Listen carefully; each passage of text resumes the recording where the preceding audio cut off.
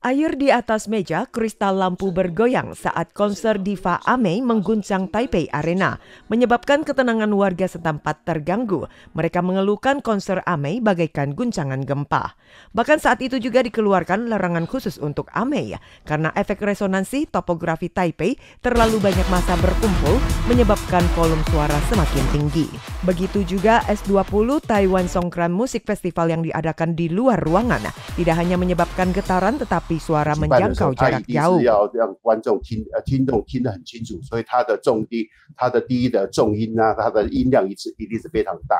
那我们晓得声音在传播的时候，音量越大，就代表这个声音能够传递的越远。 Pakar menjelaskan Taman Tacia Riverside berdekatan dengan Sungai Cilung. Kedua sisinya masih ada tanggul, seolah-olah membentuk pipa suara. Suara terus-menerus terpantul dan di atas permukaan air sungai tidak ada penghadang, langsung menghantar ke dua sisi ujungnya, yaitu distrik Silin dan Sizi. 音量越来越少，可是在直线管道传递的时候，它的声音反而是类似那种，就是大家都同步一起走，所以声音反而减少的量会比较少。